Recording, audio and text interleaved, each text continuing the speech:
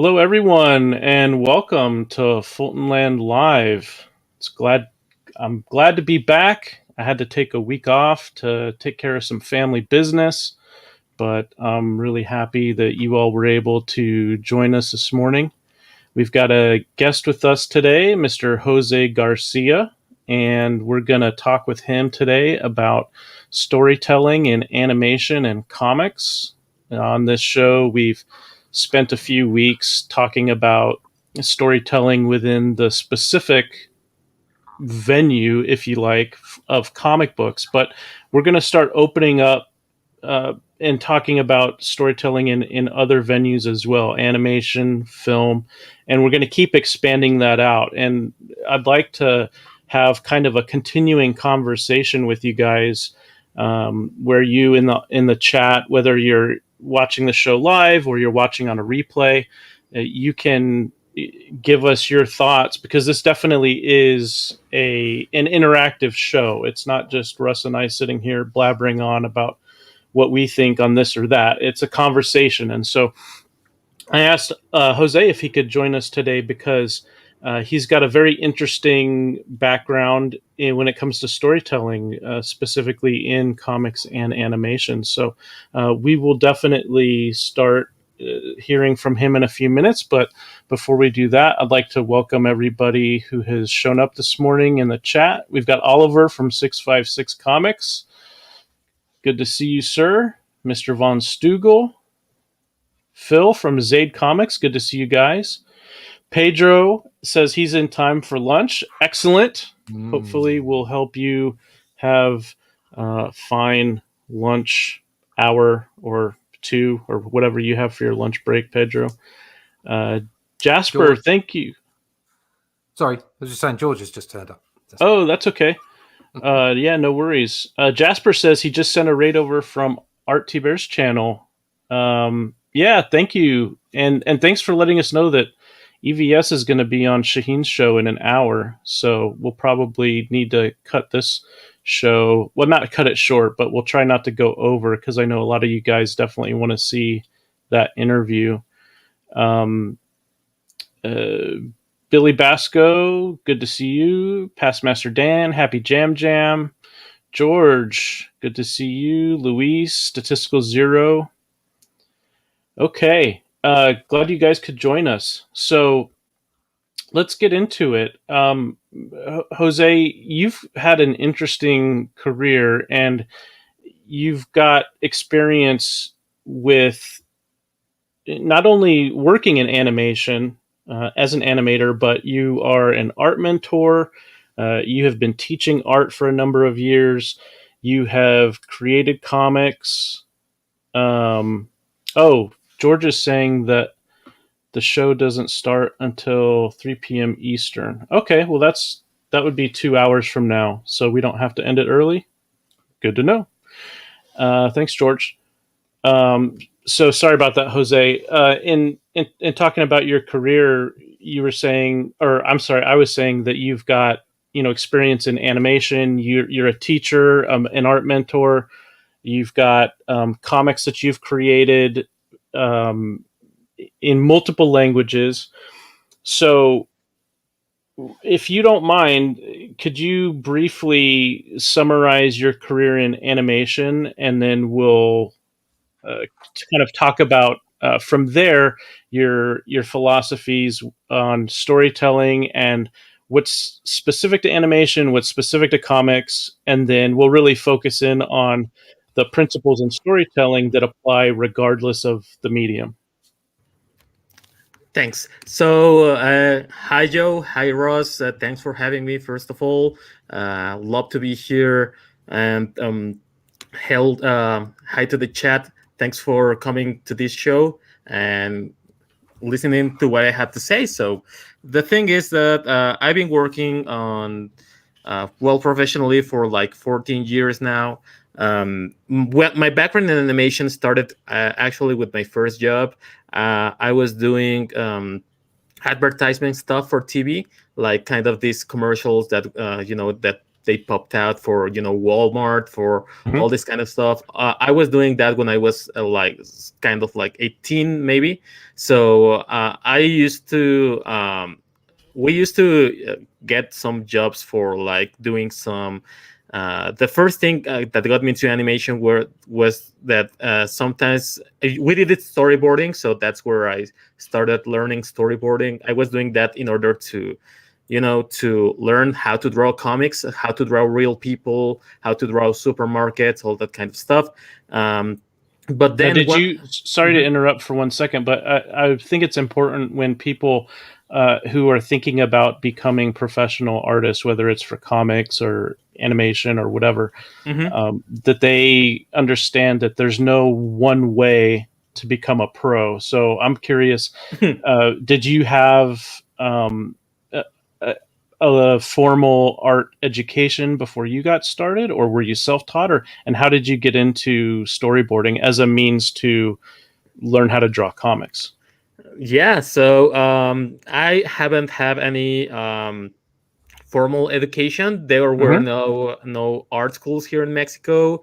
I mean, there were some courses by some artists that didn't quite made it on comics on our lives. They were like these really jaded artists that they were working. They were barely scraping by just by teaching. That was the only job they could find. So it was weird because some of them didn't even want to teach you everything they had because they were scared that you will take their jobs away. So it was really hard to start learning Mm-hmm. here. But yeah, I started doing comics when I was maybe 14. I have like 100-page comic that I had like way before I was becoming professional. I was going to conventions every now and then. The cool thing here is that in Mexico, you could in almost every single convention, you could see Humberto Ramos like hanging out here with his friends. So we Mm-hmm. had other great artists like I don't know if you guys know Tony Sandoval. He's really big in Yeah. France, and Patricio Beteo. He's really awesome. He's worked a lot with Robert Bali. If you have seen the games like Rock Band and Dance Central, Yep. the animated intros, Patricio Beteo, he did the backgrounds along with the animation with Robert Bali. So he's like really cool, and we've been friends for a long time. So there's a really lot of cool Mexican artists, and they all know each other, and they hang out even in the smallest convention Mm-hmm. where there was just like 20 people buying comics. You could always see the gang hanging out. So I was the annoying kid who always brought his portfolio and tell the guys, can you tell me something about? Can you give me some critique? And everybody went through my portfolio and tell me like, you need to do this, and you need to read this book. I was extremely poor at that time, so I actually had I actually with my friends we used to get together and kind of save like for an entire month to buy just one book that was worth like $10. So that's how poor we were. And then after we bought the book, we go to to get some photocopies out of it, and everyone just had its entire book made out of photocopies, really Mm-hmm. bad photocopies, but we had the book. So I still have on my hands like some of the Burnt Hogarth books and some of the other books like Humberto really recommended us a lot of stuff like perspective and Okay. composition. Yeah, so that's Did you how I did guys it. get into some of the more famous anatomy books by Loomis or Bridgman, or did you Yeah. have access? Okay, so you were taking books, or maybe even just photocopies that other people had and making copies of those. Yeah. Yeah. Hey, I think that's a great anecdote because it just shows that people really, if you think that you quote unquote, can't do it because you don't have the resources, there's never been a better time. There's never been more resources at our disposal. And even if you're in a country or a town where you don't have maybe a bookstore that stocks all of these reference books, there's ways to get the information. So I appreciate you sharing that. And there's a lot more of. Sorry to cut you out. And there's a lot more of updated art books and how to learn, because I mean, Loomis and all that and all those guys are great, but I wouldn't recommend it to a younger audience. I mean, they're for me, they're kind of outdated. They don't touch a lot of the new stuff that has come out. Like, there's a ton of stuff from animation that has gotten into the new books, like how to do motion. If you have seen the book Force, Force is really good, and some of the new how to books, they take into account, the Force principles and some animation principles. So I might not even I mean, I say, like, yeah, for sure, read some of the Loomis, but there's way better stuff out there. Like, there's this analytical figure drawing by Michael Hampton, and I believe that's if you are one of the newest guys on this generation, it's easier. It's not that wordy, and it goes straight to the point. And I believe it makes way more. It's easier to digest, and it has a language more more up to date, because some of the books from Hogarth and from Loomis can be a little hard to get into, those books were, I was about to say, those books, something that I was agreeing with. I used to have files, but binders full of reference material. So it was like from Muscle magazines, from journals, from Life, comic book stuff as well, where I'd photocopied it up large to see how that would work at the right size for drawing comics. And you're right, some of those books are quite intense, and that they're actually not designed, although they're used a lot of the time as reference for drawing accurate stuff for comics. That's not why they were created. They were created for a more purely artistic, anatomical sort of study, which is brilliant. You should be doing that without a doubt. But there's something else. That's why something like Draw the Marvel Way, How to Draw the Marvel Way by Stan Lee and John Buscema was so good, because it really focused on what made a comic book sing. What we were talking about before we went live, Jose, when you were talking about having fewer panels and making the action faster. If you actually look on my side wall here, you look at something like this. Okay, hopefully you can see it. Right, there's 3 panels in there. Yeah. Okay, and that's fast. That's like massive. I'm doing really badly here. I'm booming this up. There's 3 massive panels. Okay, and it's like action, bam, bam, bam, and that's from the classics. That's from like John Buscema. Okay, that's from like the 60s and the 70s, and that was when they were really moving the medium along. And you've absolutely, I mean, what you were saying prior to us going live, you've absolutely got it right.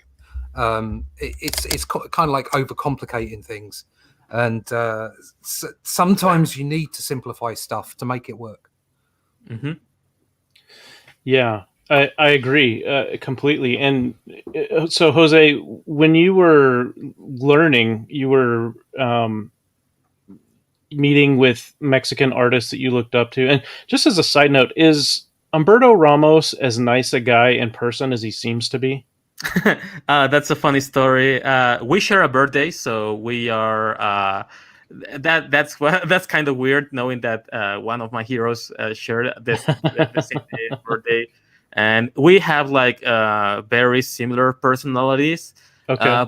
But the thing with Humberto is that he is a nice guy. He's great. But I think I overstayed my welcome with him, because as I told you before, I was the annoying kid who always was just annoying him to get my portfolio reviewed. And every year I came with different pieces and stuff, and it came to a point when he said, I cannot teach you anything, so just go into San Diego Comic-Con and get a job. And he gave me shit for that for like maybe 2 years, because I wasn't able financially to go to the US. But once I got there into the US, he actually, when I was I believe I was 19, or maybe I was turning 20. I believe Humberto was. I went to his booth, buy his art books, and he just grabbed me by the hand real hard, and he just dragged me up until the Marvel booth, and he just brought like 3 editors, and some of them were doing other stuff, and this guy, DeFalco or something, I don't know, tall, skinny guy. I still got his card. Humberto just put it in front of me and said, showing his work, showing your work. And I was like, I still have like, this is really weird. I still have copies of my comic book pages printed on an A3 and this really big portfolio. I remember the first time I went to Comic-Con, that's exactly how I picture it all my life. Having this portfolio in your hand that actually gave me these really big pains on the shoulder because I was, carrying all that stuff, this heavy stuff all the time. And I show it to this guy, to the Falco, to the Tom DeFalco, something like that. I don't remember that guy's name. Yeah, Tom DeFalco. Tom DeFalco. Yeah, thanks. He's a bit of a legend. Yes. Well, I didn't knew much about that, but Tom was kind enough to review my portfolio, and he put me on trial there. He said, like, these are real good, but your style is very cartoony, so we need to do something about that, and you might get a job at Marvel. And I said, yeah. And Humberto was like, okay, I did everything I did for you. So he literally kicked me in the butt and said, yeah, it's done. Yeah, let me work. So wow, what an experience to get that sort of advice, let alone assistance, meeting an editor, let alone a legendary editor. And I didn't know who that guy was. That's for funny. me, it was like, yeah, you're going to give me a job. That's great. So then how did you get from there into animation? Yeah, for sure. So the thing was that I left advertisement. And a year after I went to Comic-Con. So I was starting animation before that. When we were doing kind of this storyboard for this advertisement or for these commercials on TV. I thought I will learn cinematography there, but you slowly start to notice that that's not the case. You only need like this product shot, like this shot here, but you don't really make these cuts on TV. That the director does all that. So. So one of our jobs we had while working on advertisement was we made these things called animatics. So these are still drawings, and you can move only like one limb. You start drawing in pieces, and you like puppets, and you draw these limbs and stuff. So that was my first. That was the first time I really actually did animation, and it was like really cool. The guy who hired me was a really good friend of Humberto Ramos. He was supposed to be part of the Cliffhanger guys. His name was Roberto Flores. He was working on Wildstorm. He did a lot of stuff for Marvel. He was up there on popularity with Humberto at the time, but he had to retire from comics for family reasons. So he started doing advertisement. It was really weird because Roberto was a show-off, so he got us into calls with John Bogdanov, with what's the guy's name? He did the Marvel with tons of characters in one page. In every single image he does, George Perez. He got us in calls with him. The one I remember the most is that he got us into a call with Joe Madureira, which is my personal hero of comics. So he was a show off because he didn't really need to do those stuff, but he just annoyed us like, oh yeah, I know this guy, and we were calling him liar, and he was kind of fat, so we were really young and disrespectful, so we were calling him a fat liar, and well, in more ugly words. So in order to to show us that he wasn't lying and to rub it in their faces, he did these calls, and he had a lot of stuffs from John Bogdan. He had like 5 or 6 Death of Superman signed and special edition on the wall, and most of his Superman stuff there. I don't know if you know this, but John Bogdanov actually drew the wedding of Roberto Flores and his wife on one of the Superman comics. No, I didn't. Yeah, and he has the original pages right there, and John Bogdanov came to the studio to Mexico just to say hi to Roberto. So we had a lot of guests on our studio, and that was real cool. I got the chance to actually talk with them. My English was even worse than it was today, but I actually had some ways to communicate with them, and they gave us tips and tricks. And in one of those meetings with some of these guys, one guy, I don't remember, I don't remember who he was. I didn't know him that well, but it was an image guy. And this guy, we didn't get to talk with him for more than like 5 minutes, so I didn't really get a good look at him because we were working. But he brought these animation books, in which one of them was the Animator Survival Kit, and he just left it on the table. And I didn't even know this thing exists, So me and one of my friends who was working with me, we were both 18, just turned 18, so we weren't financially able. Yes, that one. We weren't financially able to go to a comic book store and just browse and get some stuff. Right. So seeing this animation survival kit lying there, and that there was books on animation, it was kind of a life changer for us, because we knew we were now making money, and we were getting to know all these new books, all this new information. So we started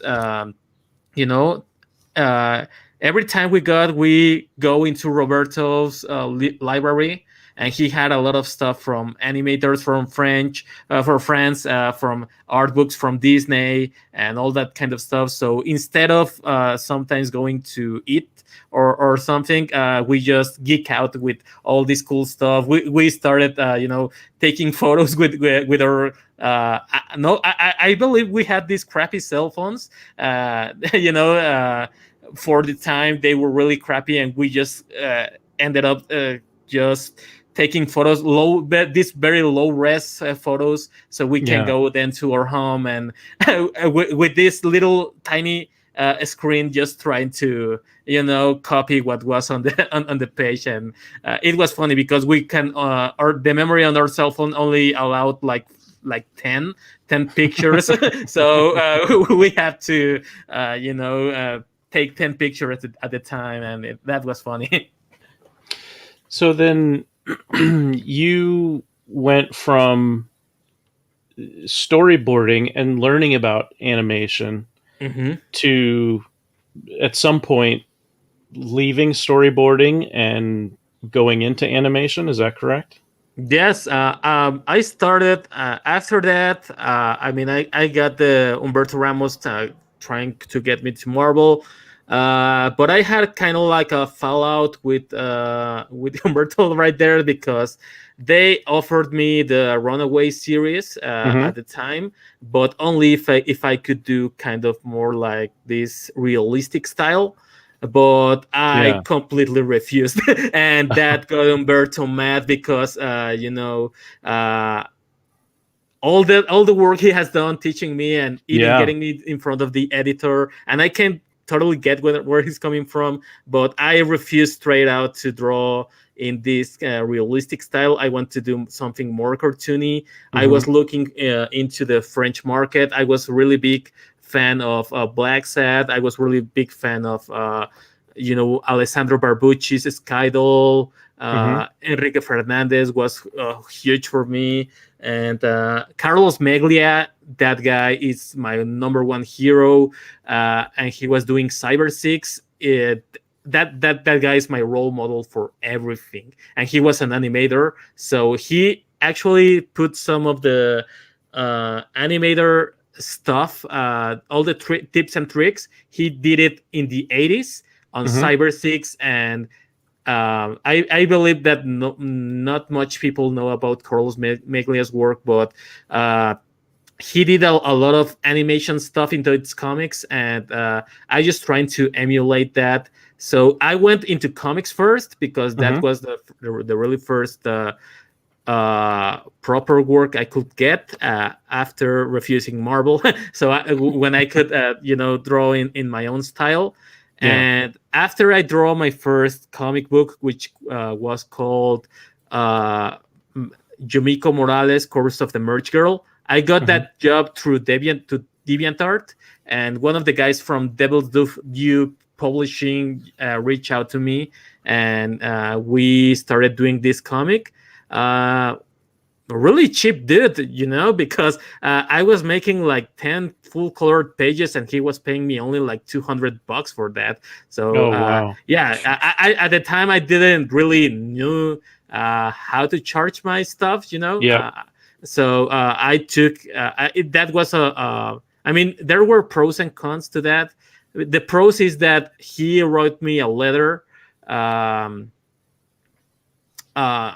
for I can remember, maybe he helped me with my visa stuff, because we were talking about that before I went to the first Comic-Con. He contacted me before that, and he helped me with a letter of recommendation for me to get my visa on the for get all that. So thanks to him, I was actually able to go to San Diego Comic-Con and all this kind of stuff. So that helped. So that helped me a lot. And he introduced me to some people. And after we finished that one book, he had like this. Company called Pop Cult or Pop Cultivator, when he was doing lots of stuff, in which one of them was doing music videos for bands. So after doing that, he got me hooked into this new music video storyboarding stuff.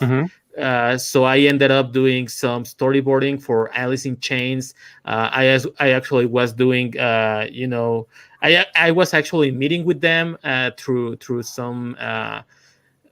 I believe it was Google Hangouts or something at the time. I can't remember the software, but we were talking about that, and I got really into the music scene, doing, videos for music videos. So that was real cool. And there come a time when I could actually jump from music videos, because I'm really into punk rock. I'm really into ska, punk rock, psychobilly, hellbilly, all that kind of stuff. So one of our clients was working with Greg Griffin from Bad Religion with his Epitaph record stuff. So I just geek out with him, and I started working with making flyers for for all these punk bands I really loved, and doing some of the storyboard for those videos. So I got a lot of storyboard. Sorry to interrupt. I just want to point out, if anybody's wondering what music videos have to do with storytelling, everything, because a song is telling a story, and the music video is a visual representation of that song. So as a storyboard artist, you have to be able to tell the story that the band wants the viewer or the listener, in this case for the music videos, the viewer, you have to be able to tell the story. I would say basically you're sketching out the story, right, with storyboards that the band will be telling the viewer. I was thinking about this earlier on today, about the difference between storyboarding and comic book art or sequential art. And from my experience, what I've seen through storyboarding is it's almost the same. The difference is that you're creating visuals for the director and the cameraman to take through into the final product. Whereas when you're drawing comics, you are the director and the cameraman. And that's the crux of the difference. The same sets of skills come to play to put those visuals together. It's just that final piece as to who makes those final decisions. And so it's really important to be able to tell the story without the words. Something we were discussing earlier on, you and I, Joe. Yeah, absolutely. So what I learned about that in the music videos and linking this to comics is that you need really good compositions. We call it staging. Making a good composition that actually you need to put the camera in the right angle to tell the story. So the main difference between comics and storyboarding is that in comics you can actually have you can have like not only a freeze moment in time, but like something that is happening. Like you can have three events happening at the same time with dialogue. Like you can have like this car that is gonna crash into Sue Storm, and she's just screaming, and at the same time in the same panel you can have Reed Richards, like this will happen in real life, like 1 second or two after, like just noticing and telling her, Sue, there's a car, there's gonna be a crash behind you, or something like that. And you can have later on another character reacting. So in a comic book panel you can have all these three moments in time. You can call them past, present, and future in just one panel in this moment in time. But in storyboard you actually have to draw them all, right? You don't have them at the exact same time. You actually have to draw the pauses between each event. So that's one of the really magical things about comics, that you can play with time inside your panels, and that's really cool. Sequencing, that's the difference between the two.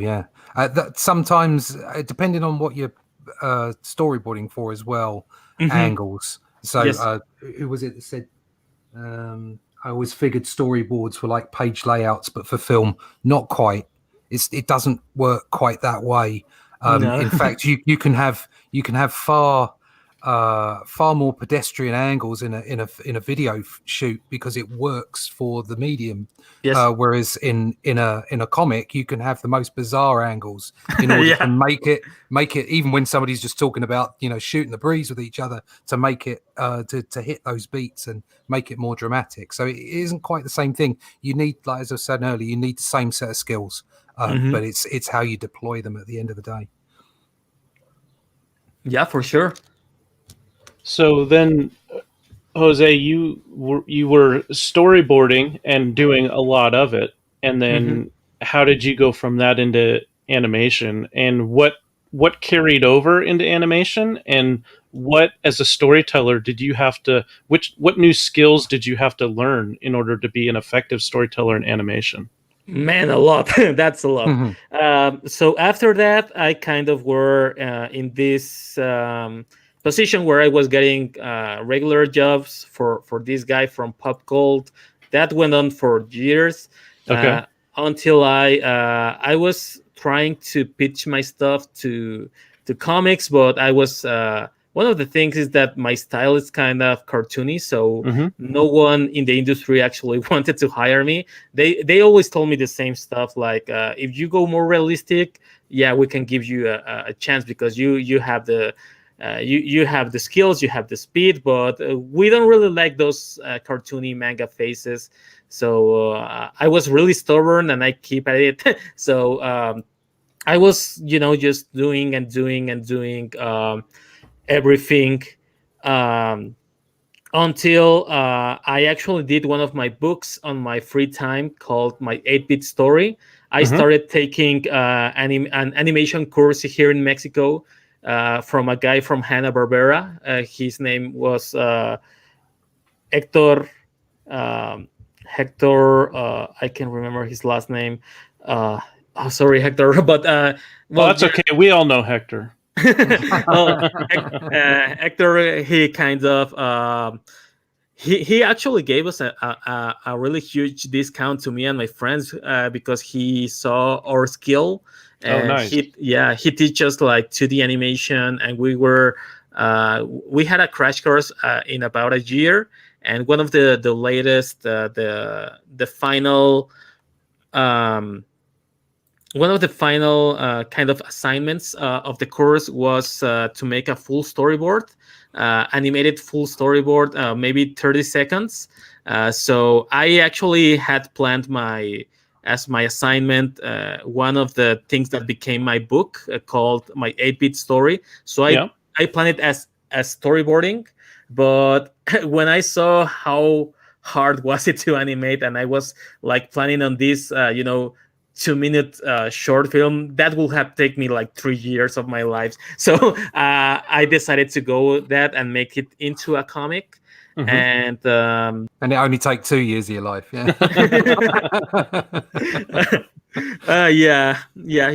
Actually it took 2 years.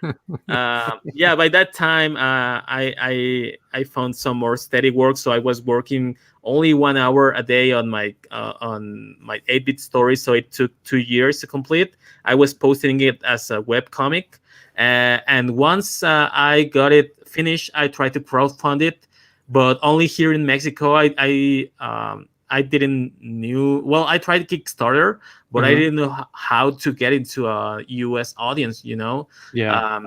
So the difference in personalities at the time were really the cultural differences were like really I don't know, were really hard for me to just cross to the other side. It was really awkward, and so I tried to crowdfund this in Mexico, and I kind of did, but it was kind of like a failure. But so I only have like 3K for my campaign. I was campaigning like crazy, doing live streams, going on Tumblr, on all the stuff that were available at the time. And I only got like 3K of funding, and I needed like 6. So I ended up putting the rest of the money, and I ended up putting all of the shipping myself. So I did deliver, even though I didn't reach my goal. So after that, I brought this comic into San Diego Comic-Con, and I tried to sell it. I was making indie comics with some friends at the time, and they say we have a little table here on Artist Alley, not Artist Alley, on the small press, because everybody hates Artist Only. So so I was there, and I brought my book. I brought 20 copies of my book, My 8-Bit Story, and one of the headhunters from Dreamworks actually spotted my book. She bought like 5 and hired me on the spot. By the like just the next week, I was already working at Dreamworks, and it was kind of cool because 10 minutes after that, 10 minutes after being hired by DreamWorks, I was really looking into getting into first, second books. And I brought my book to first, second books, and they hired me on the spot there too. So that was a really cool Comic-Con for me. Good stuff. Yeah, so I got into DreamWorks that way. Dreams can come true, kids. You just got to make it happen. Yes, that's right. It's if you wait for it to happen, it probably won't. No. But if you are determined to make it happen, then you will accomplish more than you ever thought possible when you were sitting around just waiting for those dreams to come true. There are no promises, there are no guarantees, but if you don't try, it definitely isn't going to happen. So there you go. There's a question from Oliver about 8-bit story, talking about using copyrighted characters. Yes, I'm not familiar with the book, but Oliver being a comic creator, and I'm sure there are more in the chat. Maybe you could touch on that topic, as far as what you can do, what you can show, and what you have to be careful of for legal reasons. Yeah, for sure. This one is a little bit tricky. I mean, I was actually debating whether I should crowdfund my 8-bit story, because it's the story about a girl who traveled her old Game Boy game. So there's Mario, that's Earthworm Jim, there's all these games I played when I was little, and these are just only my the cartridges I owned. I didn't put any game I didn't play. So so there's a lot of copyrighted material, but at the same time this was happening, another crowdfunded had the same problems, the exact same problems with Nintendo, because Nintendo is they are really hard on their copyright. So and they are really vicious, even if you're IP Stasi. Yeah, they would sue the wig off their own grandmother. Yeah, definitely. So there was another Kickstarter going on at the time, which was called the Nintendo Scene, and they had kind of these really big artists from DeviantArt, from Tumblr, and from Behance, and they were doing all these renditions of Nintendo. And I was following them closely, because I have a similar project, on the back burner while they were doing all of this, and I saw the challenges they faced. But once they finished and they actually got it published, they did have to deal with lawyers and all that stuff. It was a mess. It was kind of like at the time that was like a really hot topic. But the thing with that is that. I actually tried to speak with them, and with the guy who made the campaign, and he gave me all the proper tips to get it done. So the thing we ended up doing is like he gave me the quick rundown. It's like, yes, you can print this, but you need to add all the copyright from all the companies and all that stuff at the beginning of the book, and you just need to put kind of like this little disclaimer. Disclaimer that that this is for learning purposes. So that was the how we got passed through that. And the one thing that they told me that was really helpful is that you cannot sell this at stores. If you sell this at any store, you will get sued, and you cannot bring this to. I believe you cannot bring more than 20 copies to a comic convention or something where there are games involved or something, because we don't want any association with you. So that's why I only brought like 20 copies. And is that where they draw a line between mass distribution? Yeah. I think you cannot put like there's another guy who I love his work. His name is called Zack Gorman, and he did if you have seen Over the Garden Wall from Cartoon Network, he did beautiful work there, and he has done some very beautiful comics. And Zack Gorman did his own book called Magical Game Time, which is one of my all-time favorite video game comics ever. His style is I just love Zack Gorman, but Mhm. he had the same problem in which he used Nintendo characters and all that stuff, and he actually decided not to sell physically. So what he did is he opened his store, and he put it like. He did a trick when he just put like only 20 available, but he obviously had like 1,000 more. So you could buy a book, but the counter never went down, you know. So that was a really neat trick he did until it sold out. But yeah, they have problems with mass distribution.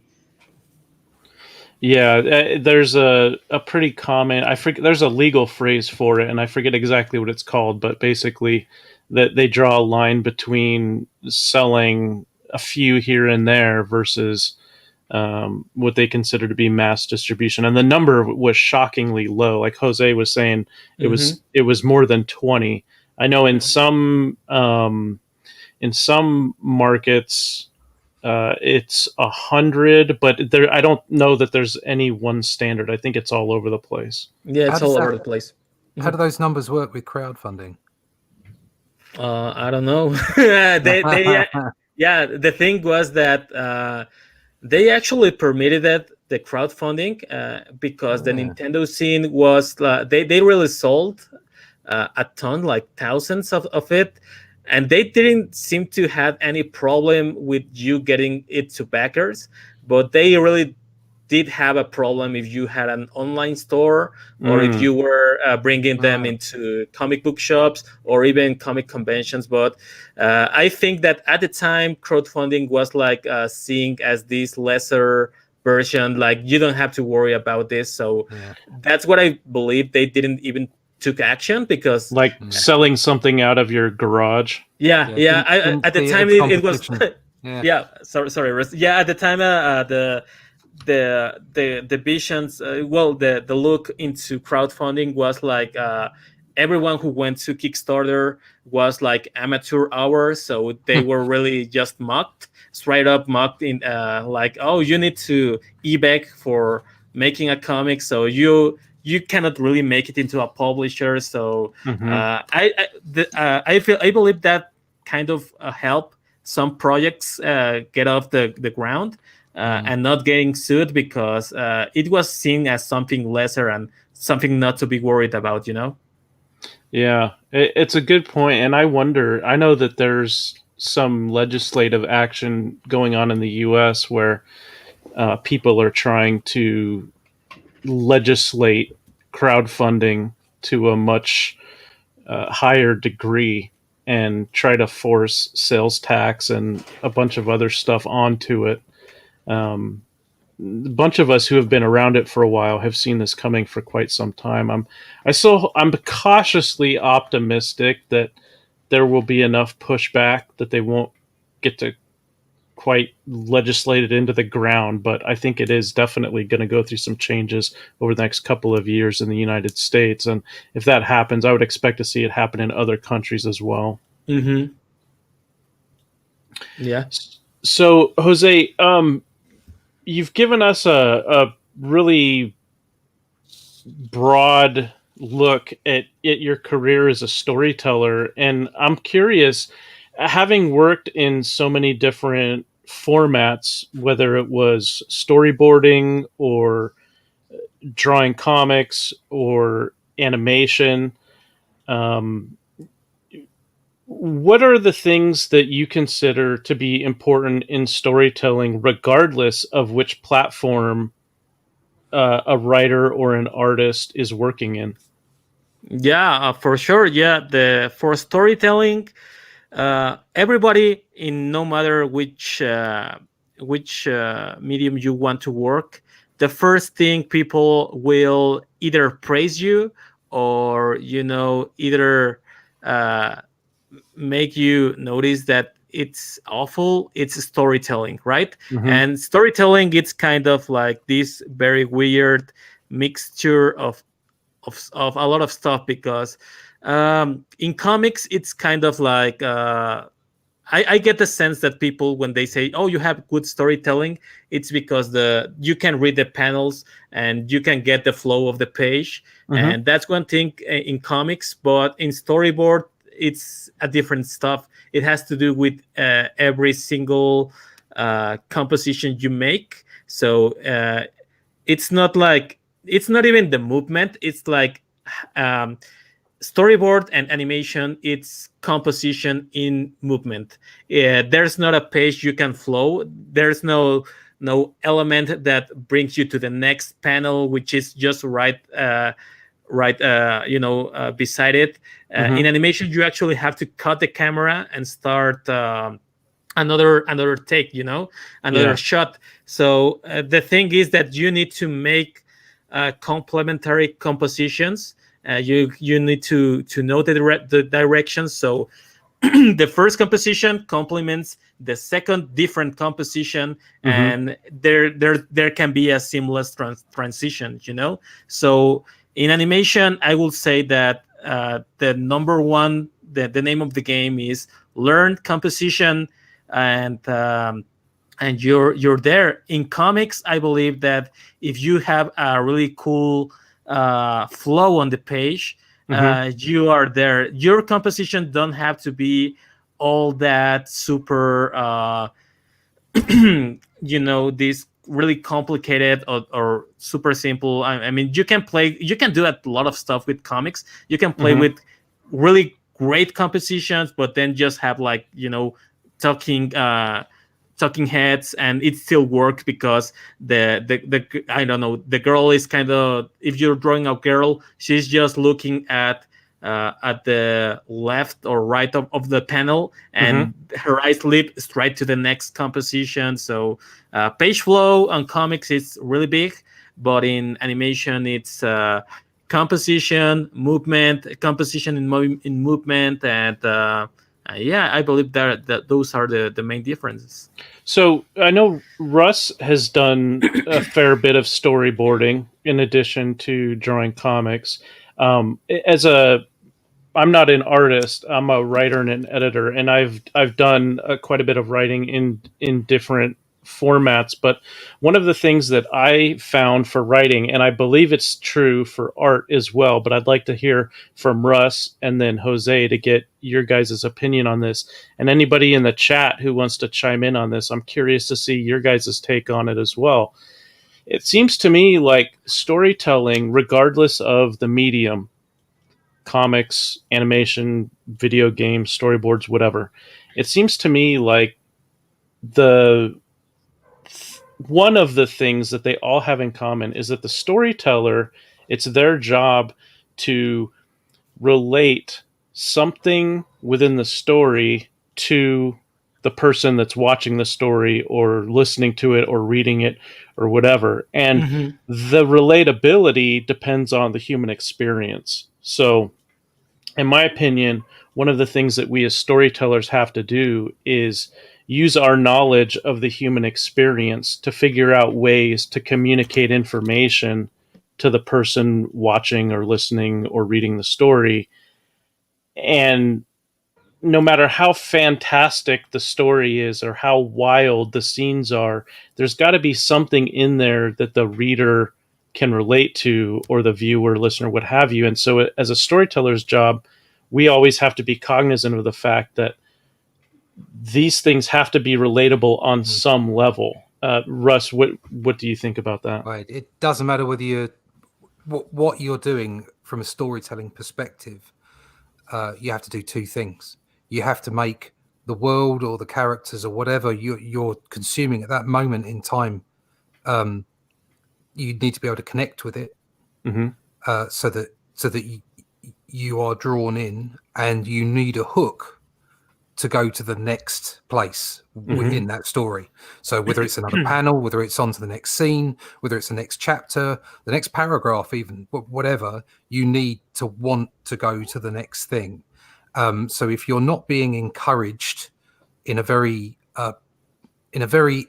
intensive, basic way to move on to the next part of any story, then the story's folded there and then. If you don't want to know the end, or if you don't want to know what happens next, it's dead. And normally the way to encourage that is to have a connection in some way to the reader, or the reader have the consumer of the story to have a connection to what's going on at that moment. So I would say those are the two core principles. And it doesn't matter whether you're writing or whether you're drawing, whether you're creating animation, whether you're storyboarding for film. Storyboarding for film is, I would say, is slightly different because there is a disconnect there. As I was saying earlier, it's a slightly different place in the process. But whatever, you're trying to connect. If you're trying to get someone to go from one panel to another, there's got to be a reason for it. If you're trying to get people to go from one paragraph to another, or a page to another, there has to be a reason, and you have to connect with them as well. So I would say those two things. And Jose, do you see that being true regardless of the platform, or is there something else that you have found as a storyteller that you have to be aware of regardless of which medium you're working in? Yes. What I believe that it's the most important thing for me, it's pacing.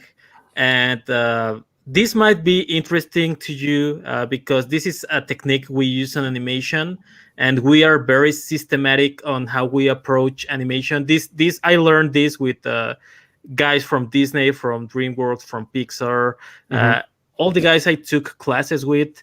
Well, the thing is that imagine you can have this. There's 3 drawings, right? Like this guy. Well, only imagine 2 drawings. One guy walking in the street, and it starts raining, right? So there's no context to that. So if you are not a really good storyteller, it can be just seen like a transition, right? So what we do in animation, and this is a really cool, this is a really cool exercise. If you're a storyboard, if you're an artist, this is a really cool thing to do, because the thing they made us do before we jump into in our training is that they say, okay, you have this guy walking on the street. The camera is not put in any position, so you will have to at least do 10 of this and change the emotion on only these 2 panels by changing the camera and stuff, and the color palette and stuff. So the thing is that they say you have to put like a theme, like what's the theme of this, and sometimes you just say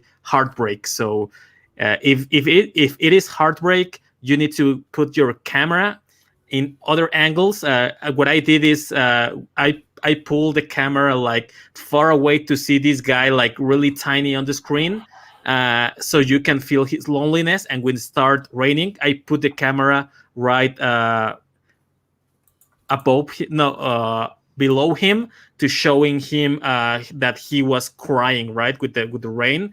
And you use this action, a guy walking on the rain, and you just change the entirety of the context, and they made us do that with different stuff. Like, how about if he was happy? So the camera angle change, and the colors kind of change, and instead of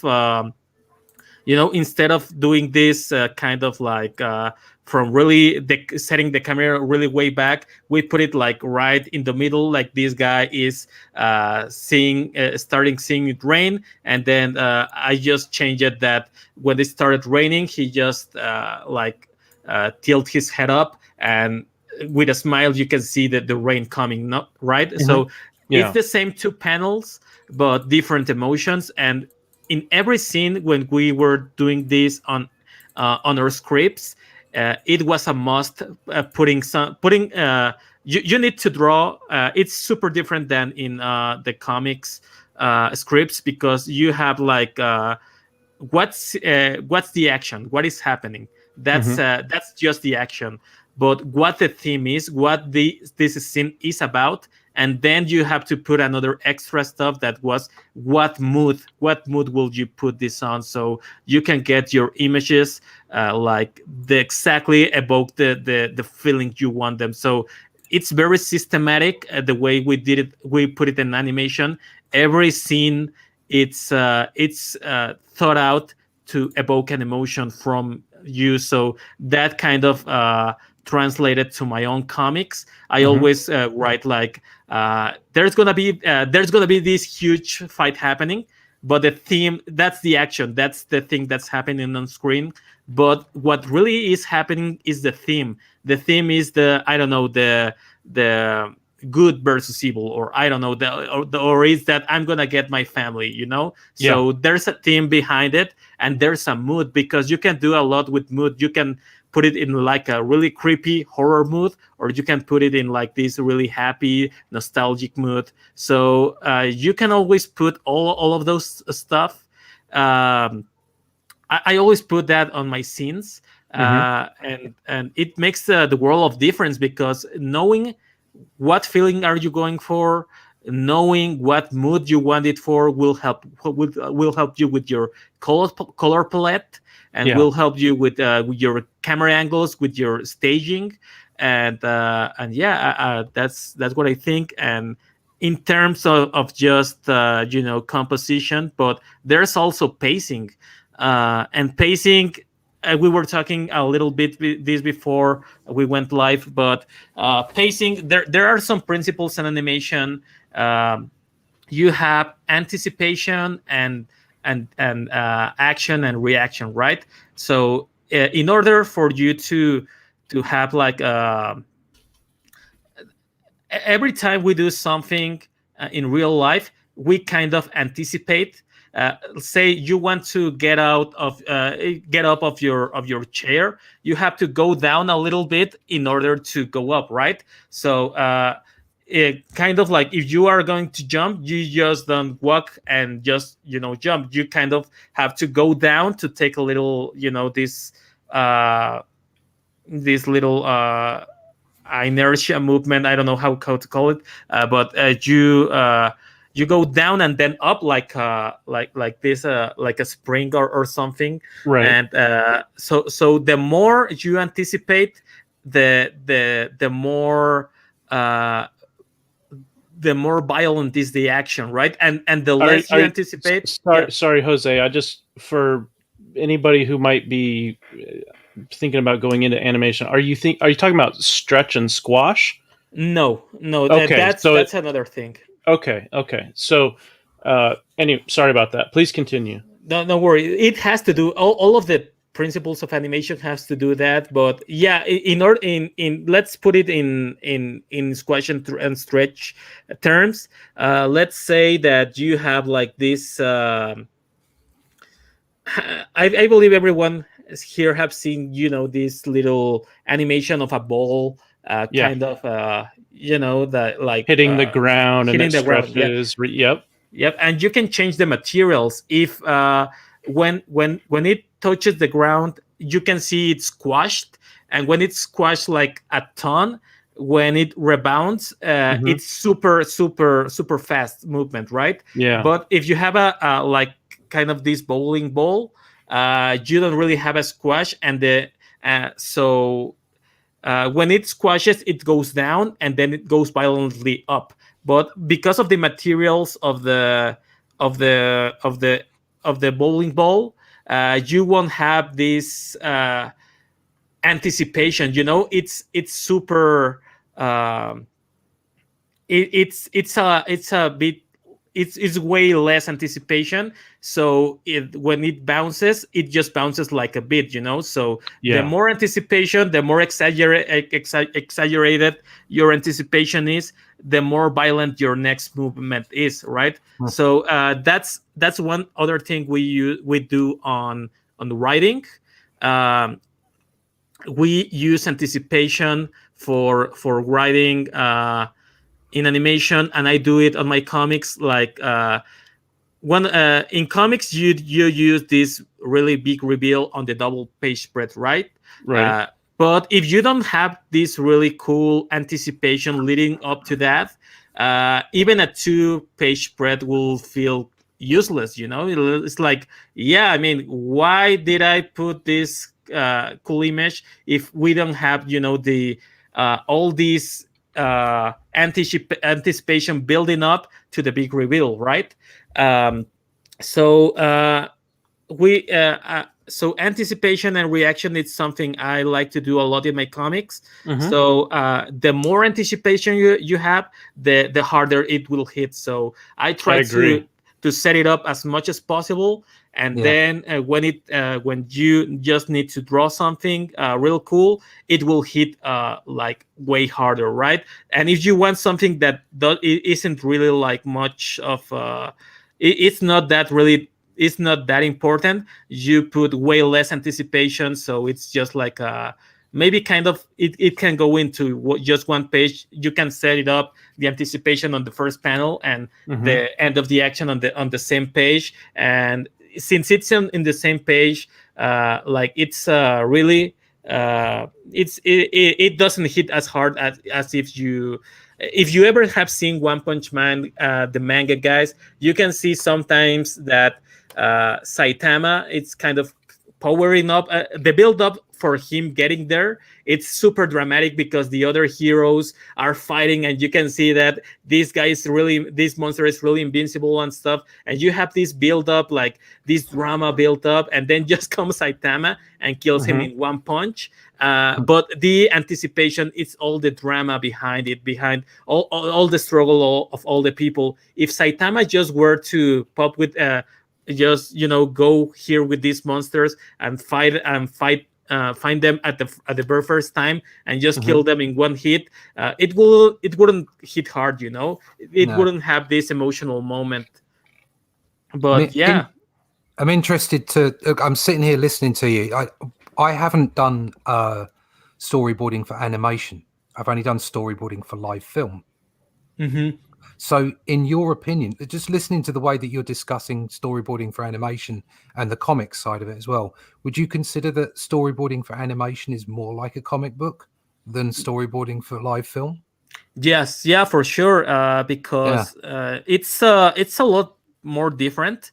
We don't have in animation, you don't really have the real estate like in the live action films or series, right? Because for me, kind of they both have their pros and cons, but in animation you can practically use the real estate of whatever you want to draw, and there's no budget for it, because a drawing it costs the same making a Starfleet ship with thousands of guys, the same as drawing someone in the supermarket. So you can get like real weird, real artsy on animation, while in live action you are you have this cap that doesn't let you go more up than the director and the camera settings.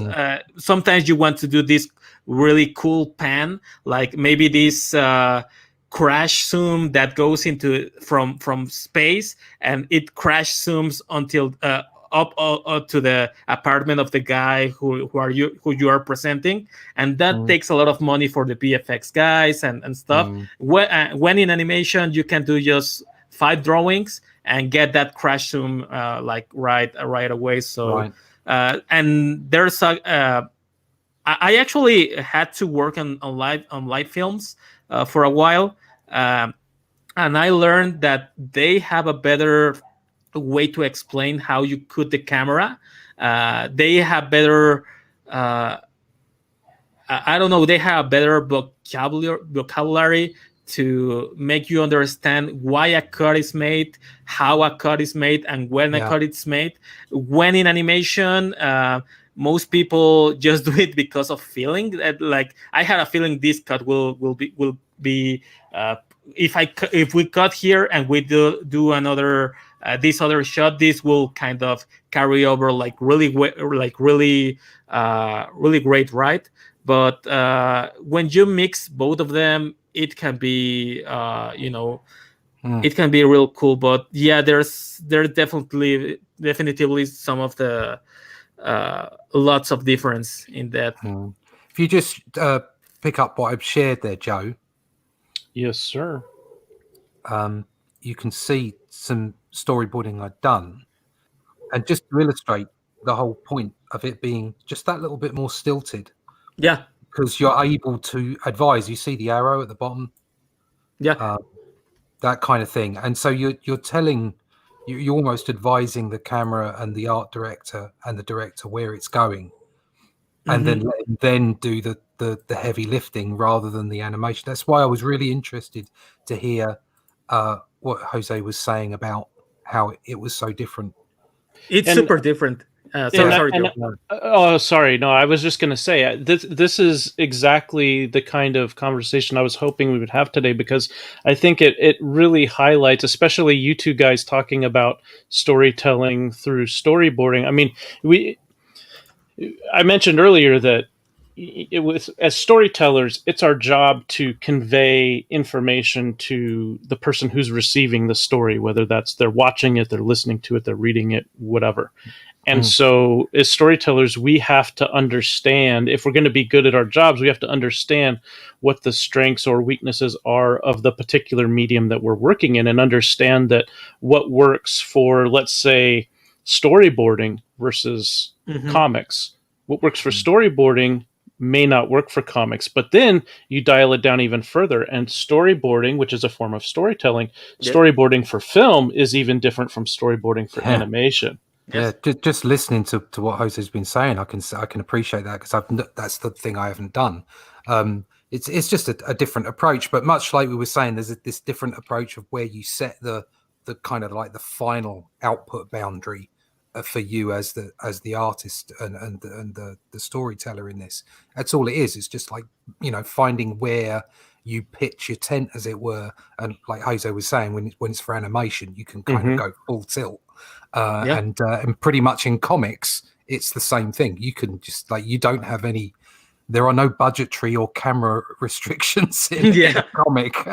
And one thing is that your storyboard for film, it's like you almost doing these illustrations for kind of like a placeholder for for them to imagine how the shot will look without actually without actually having to spend that money to get that shot. Within animation, into the animation, you don't really have to go all that detail. I always go with stick figures almost, but the composition is what's important. I put a link of the private chat, Joe. Here's some of my storyboard for Lumina Vhox, but this is weird because these are way super produced. I wouldn't really use them as my professional work.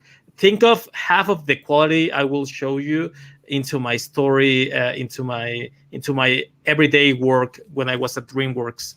But yeah, the difference in quality, it's way different. I used to do like those stuff that Russ made when I was an advertising, but when I'm doing this on for a company like Dreamworks, you just really need to put the movement and the camera pans and all that stuff. So yeah, you can see I have tons of stuff like that, and yeah, it's super different because animation real estate on storyboard, making 1 second of animation really counts. So you have to be spot on the storyboards. There were times when I was working at DreamWorks that we had you have to make 800 panel sequence, shot sequences, and sometimes your work, your 400 shots didn't work and they went straight to the trash, and you have to redraw everything and try to meet the deadline. So you are not really you don't really have the time to actually do something look like real cool. You just need to move figures, move compositions, and do these kinds of stuff. Yeah. I could talk about this stuff with you guys all day, but in the interest of time, we are going to have to move on. But I just wanted to ask one last question about animation, Jose, before we get to your campaign and show it off for the good people who are joining us.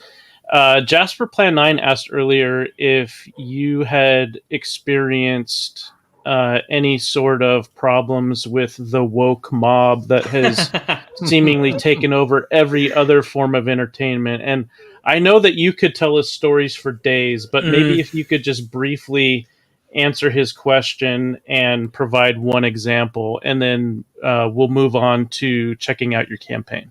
Okay, so briefly, yes. Yes, I experienced that. That's why I decided to leave DreamWorks and Cartoon Network and Netflix. I'm just going to tell you my last experience very shortly, very briefly. So I was finishing working with Voltron, Kung Fu Panda, all that stuff. I was making rotations on these shows, you know. They put you kind of in trial, 2 months for this show, 2 months for this other show, and stuff. So you're on what we in the U.S. would call a probationary period. Yeah, where probation, but it was cool. they'll let you work for a certain amount of time. They're watching you closely, and if they like what they see, then they'll hire you on, whether it's a long-term contract or it's a permanent position. But if they don't like what they see, then they can just cut you loose and move on about their day. Yes, that was it. So after my probation, they were starting to make the She-Ra series, and I was really interested in doing the backgrounds because there was a guy, a legend. I was very interested to work with that. He made kind of the concept art before they released the crappy art they used. But yeah, you know that this guy was making super amazing, incredible stuff, and I wanted to be on that level. And if I got the job for She-Ra, I would have been under the wing of that guy. So I did my very best to be on the She-Ra, but then they play kind of we were on Facebook groups and all that kind of stuff. So what happened is that there's another malicious group on animation called Woman in Animation, which is kind of like this scam where you pay kind of racket protection, and they get you. They are sure to give you. They claim they give you jobs if you're a girl in animation. And so they actually mistake my name because when we were at the Facebook groups, I had an alt account and I was like just J. Garcia. So you wouldn't know my name, my full name. So they added me to this kind of Facebook hidden Facebook groups, and they got me to this mailing list for this for these groups. And so there are secret Facebook groups for women in comics and secret Facebook groups for women in animation. I'm starting to detect a pattern here. Yep. Yeah, man. So they mistakenly added you to their secret social terrorist union. Please continue. Yeah. So what happened and what made me really mad is that they started an email chain and these Facebook group chains where they actually had this kind of a point by point on how to destroy people. Like I remember the first one I got said like, we have too many male artists from all over the world, and we are being put down by the men or some kind of stuff, even though we were like always 50-50. But the thing is that they put these bullet points when they say, find your competition. If it is a man, if it is a male, and he doesn't, if he's not from the US, if English isn't his first language, just straight up attack him on put a statement on Twitter telling this guy actually harass you sexually harass you or some stuff, and they get the bullet points of how to do it and how to phrase it. So at the time, these were like really awful people, and I was working with some guys from Chile and Colombia, and we were really bad at speaking English. Actually, those guys, by not speaking proper English, their rates were half of mine because I speak a little bit more English than them. But the thing is that one of these girls, which was trying to get into the into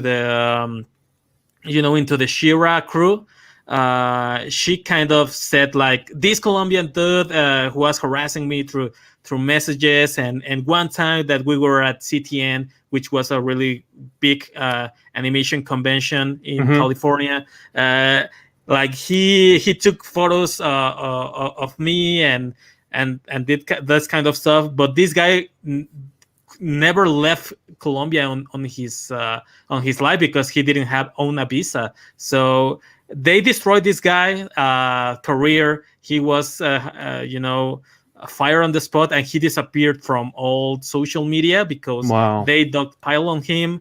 And I knew that these lesser guys, because we weren't big, we were just clocks in the machine, right. And they were like cancellations like every day. So it went so bad that I actually got scared because I wanted to go to Dreamworks, still working on that. So I mean, they try to target some of us, and especially the guys who didn't speak English. And since you cannot really form a real case while English is not your first language, and you don't know all this aspect of the culture, you don't know the slang, you don't know the words, you don't know the buzzwords, and you try to speak like in your own native language, but in English. So some stuff don't come across as good as you might imagine in your mind. So that's why they start destroying these guys. I believe I met 5 people which I was close with, the Latinos, which were fired on the spot. Yes, I did have everything screenshotted, but as I told yesterday on my live stream, my computer died February last year, so everything from for 5 years just pretty much got obliterated. I brought my Mac to some of those restore your hard drive kind of stuff, but I still haven't got any news. I left it there maybe 2 months ago, maybe 1 or 2 months ago, but they're not looking very they're not looking very optimistic. But I remember that things happened, and I actually I decided not to go into Shira, and I decided just to go out, starting planning my escape while I was working. So the money was really good on Dreamworks, but after that I couldn't just stay working with them. For me, it was like excruciating working my last year for them, because I bet. I was feeling on the verge of cancellation, and at the time that was my only source of income, and I was like really didn't know what to do. I was scared, to be honest, man. So I'm glad I found CG because I find I can tell all the things I can. The animation mafia on California, it exists. I believe it's way worse than in the comic industry. I mean, when I see Yaboy, Sack videos, and all these guys, I mean, I see the level of meanness. But the thing is that in comics, you can go out and do your own thing. For you can be a one-man army. You can do everything. But in animation, making a small short will take you a lifetime. So you cannot do that on your own, and that's why most people on animation are scared, because if somebody if someone blacklist you, you're not just blacklisted from the big studios, but the smaller studios. So if animating is the only thing you can do, you're pretty much screwed. Yeah, Wow. it's incredible until you hear this sort of thing over and over and over. Mm-hmm. And when you have, then you understand it's not conspiracy theory talk. It's evidence of actual conspiracies that are active and have been for years. Mm-hmm. And people in the chat have been talking about, what to do about it, and do people understand what's going on here? And I it's one of those things where I think for those of us who have kids, in my opinion, the way we equip our kids to grow up in this current environment, which we all hope will change quickly, but for however long this cancel culture thing sticks around, I think that the more informed we are and the more informed our kids are, then the better equipped they will be to pursue success despite these insane obstacles that we didn't have to deal with when we were growing up. And so, the old axiom that knowledge is power holds true. It's true in warfare. It's true in everyday life. It's true in pursuing careers. And so I think that as we proceed in current year socio-political culture, it's more important than ever that we get informed, stay informed, and make sure that our loved ones are informed as well. Can I jump in on that for a second? Yeah, sure. Just briefly. Well, the thing is that when I was kind of in this desperation, because all of my students have the same worry that they will get canceled at some point. So the thing is that I don't know how I ended up on an Ethan stream, but he exactly told the thing I want to hear. Like, if you are a pro artist and you want to come to Comicsgate, we are fighting cancel culture and stuff. But his speech, what it did is that it kind of gave me the permission I thought I needed in order to do my own stuff.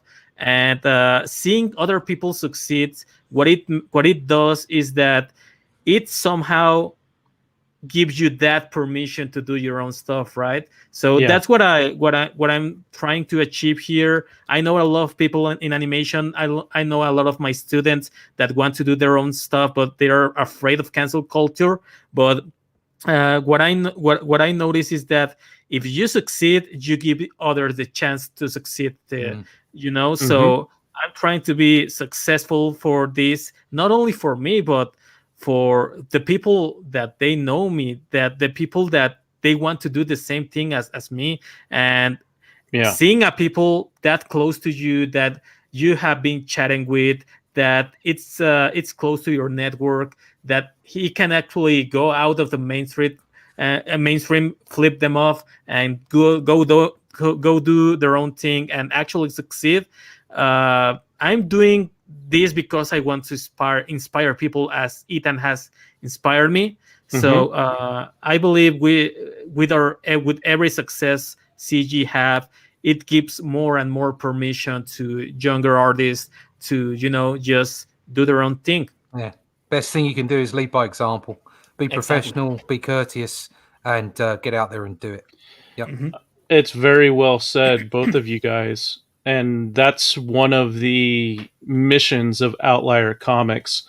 And we're producing, a franchise called the Outliers that goes back to not only classical superhero storytelling, but it also, I hope, and this is what I've put my time and money and effort into doing, is creating a publishing company where people who want nothing to do with cancel culture, or possibly even are coming out of a situation where they were harmed by cancel culture, they can find stories, and hopefully if the publishing company grows, they'll may be able to find job opportunities, where they can read, purchase, and possibly at some point produce themselves stories that the broadest possible customer base can relate to, can be entertained by, can enjoy, books that they'll want to put on their shelves and reread over the years. And I know, Jose, that your mission, if I can use that word, in making comics is to tell entertaining stories that people of all walks of life can read and enjoy and reread and enjoy again down the road. Now, I do have to switch gears just a little bit because Russ has to leave in about 15 minutes, and our conversation went longer than I thought it would, but it's been fantastic, and I really hope that everybody who's catching this on the replay, please feel free to leave a comment in the comment section as to what your thoughts are regarding the things we're talking about today, because the folks here in the live chat seem to really enjoy listening to Jose speak about his experiences in his different professions. And we are going to look at his campaign to close out the show. We were going to show off some Outliers artwork at the end, but because Russ has to go, I'm going to switch things just a little bit. And so I'm going to stop sharing the campaign just for a couple of minutes, and we're going to give our audience their weekly dose of Outlier artwork. Whoops, wrong button. Let's try this again. And here we go. Right. So just a primer for everybody. These are pencils from Only Death Can Save Us. So the idea is that you can see what finished pencils are going to be like. So this is the kind of thing that we're going to be producing for the finished pencils for Outliers. Nice. And what I'm going to show you now is just the prelims for these final pencils. So the guys at the chat would have seen this a couple of weeks ago, where we showed the prelim sketches for the page one. But we thought it's basically a preview page, which gives just a snapshot idea of what chapter one is going to be about. That's right. And so we thought we'd show you some prelim pages. So this is effectively that scene, but actually played out in the book. Mm-hmm. And as you can see, there's some stuff going on here. We've got Dennis being knocked back by the Saint onto the floor, being attacked by the Falcon, and High T is, as we can see through his legs, coming towards the two of them and losing it and becoming the empowered High T. And so this is kind of like an homage to the way the Hulk used to change, like going through the different stages. But we've made sure that his hat is safe and that he can put that back on again later. Oh, yeah. He's always got to have his hat. He's always got to have his hat. So there he goes, coming towards the camera. Dennis is changing, as we showed you in the turnarounds. He's got like a sort of a preliminary in between the bear and human stage. And then we've got once again our homage to the old Hulk TV show where Bruce Banner used to look at the camera and his eyes were white. So we've got that kind of thing going on. But as you can see, these are we're making sure in these pages that we get our composition correct, our flow of panels, and our anatomy, all the characters looking just right. And then what will happen is they'll get a finish like this. This will be the final stage. You get pencils like that over the top of these guys, and then I'll go to traditional inks. Yeah, and one quick note on the process. So for the folks in the chat who are curious about the nuts and bolts of comic books getting made. These sketches that Russ has produced, this is so after I hand him a script or an outline, depending on how the writer and the artist are working together, the artist goes ahead and lays out the book or does what we call breakdowns, thumbnails, layouts. And that's what you're seeing here. These are sketches that are anywhere between very, very rough shapes that are put together on the page to show how it's composed, or it might be something a little more detailed like what Russ is showing here. And so we're in the stage now where I just saw the pages for chapter 1 of our first book. It's going to have 2 chapters, each 24 pages, and each chapter is a 24-page self-contained story. But each chapter builds on the one that came before it. So you'll get a standalone story in each chapter, and every volume that we crowdfund will have multiple chapters in it.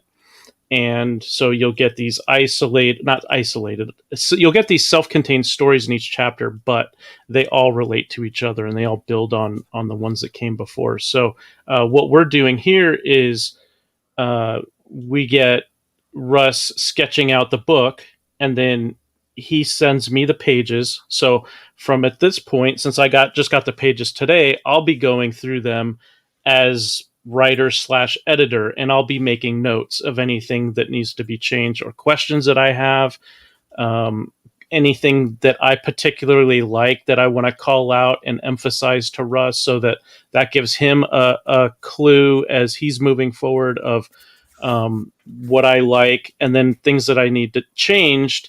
He can register that either as something that I didn't like for a specific reason, or it's not that I didn't like it, but it's just that though it may have worked in isolation in that panel, it doesn't work within the context of the overall story because of something that I have to fill him in on, or whatever. So essentially what we're doing is as we're working, if my 2 hands represent me and Russ, we started out when I first recruited him and he agreed to come on the project. We started out, this far apart.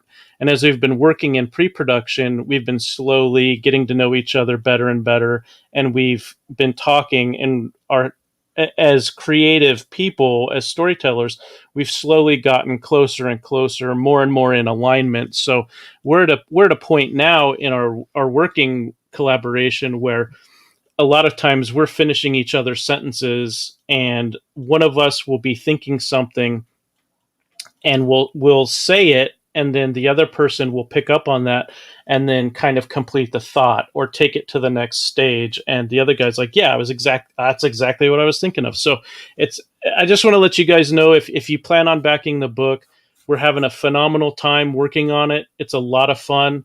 And as we move forward, Russ and I will work on getting the penciled pages from this sketched out form to finished pencils. And once they're at that stage, then as Russ mentioned, we'll go on to inks, and you guys will get to see previews of that every week, or as nearly to every week as we can. We had to skip last week's show. So you guys will get to see the progress on the book. Yeah, what I will be doing soon-ish, I just haven't been able, I haven't had the time because there's just so much going on, but I will be doing a Monday night art stream, and obviously I'll just pass whatever I might be doing under Joe's nose, and as long as he's happy, you can see some of it come together while it's actually happening. Absolutely. Well, Russ, I don't want to keep you any longer. I know you've got a prior commitment. Sorry, I didn't think we'd go on this long, but we're having too much fun. Jose was just it was just wonderful to listen to his experience and to soak up his knowledge. To be honest, it really good stuff. It's so good to meet you, Jose. I hope the campaign goes really well. I'll be diving in at some point. It does look wonderful. Really Thanks nice a lot. stuff. Nice to meeting you too, Russ. No problem. Glad we could have this chat. Yeah, it was good. It was really good. So if anybody wants to stop by, you can come find me at Comic Book Black Belt. That's on YouTube. if you want to watch any of the videos over there, lots of production videos. And like I say, eventually I will be doing live feeds on what we're doing on the Outliers. You can find me over at russleach.com, comicbookblackboard.com. You can find out about Only Death Can Save Us. OnlyDeathCanSaveUs.com is still in demand, by the way. Go get yourself a copy. Yeah, sorry, Joe. No worries, mate. I'm going to have to fly off. I really didn't expect it to last this long, but it was very, very good. I really enjoyed myself. Hail the chat as well. Fantastic chat we had today. See you, Russ. Have a good one. All right. Okay, mate. We'll talk tomorrow, I presume, about the rest of the production. Yeah. Okay. All right. See you guys. Alrighty. Have a good one. See ya. Bye. Well, now that guy's finally gone, we can get down to business. Yeah. Oh man, that was a really fun conversation to have. Yeah, I knew that when I asked if you could be on the show that we would get into some stuff that would be interesting to people who are invested in the preservation of our hobbies, our stories, and the way that they're presented, whether it's comics or animation or film. And I was hoping that with you and Russ both being artists and both having storyboard background, and then you being an experienced animator, that we would get into some stuff that really hasn't been talked about before.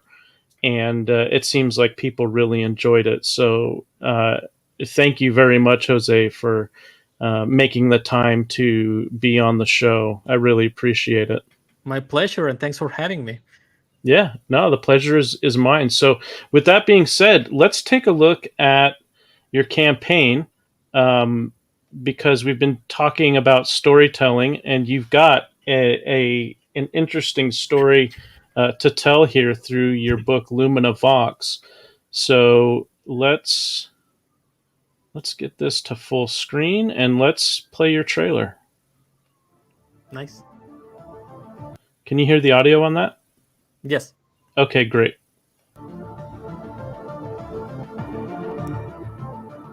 I don't know how it happened, but that thing found its way into us.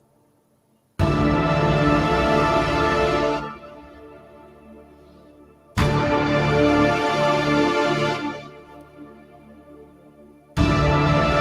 took everything from me.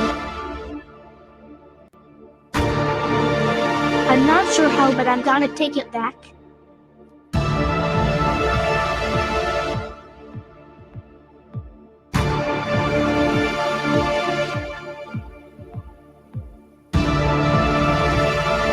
What is a Lumina? If you want to know, find out by backing. Only on Indiegogo. All right. Yeah. So I decided that with let's get rid of these graphics there.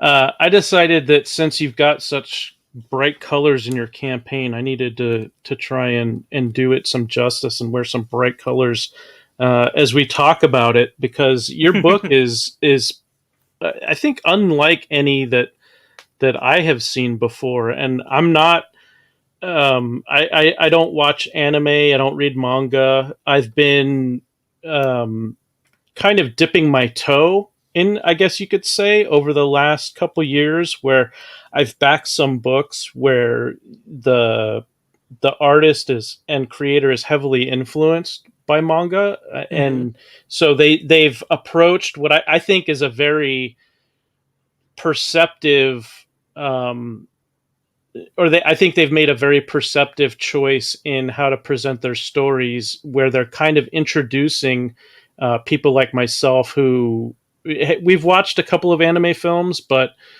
or maybe we watched an anime TV series like Voltron. I watched that when I was a kid, but I'm not a hardcore anime watcher or manga reader, and yet there are these books like Battle Maiden Knuckle Bomb by Kyung Lee, or Caius by Ryan Cardinal.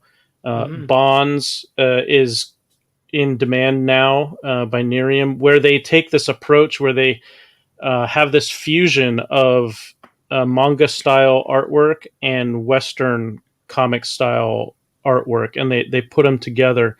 And when I look at, so not only have I been enjoying those books, but when I look at a project like yours, I see clear, anime influences, clear manga influences. But in your description, you say an 80-page book of space eldritch adventures. So what exactly is that?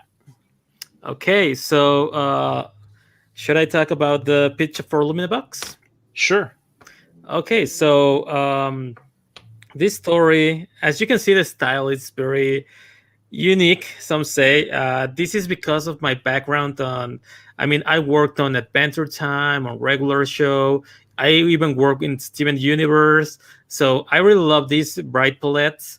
I work on the French market. I did some bande dessinée for France. Did some stuff for heavy metal.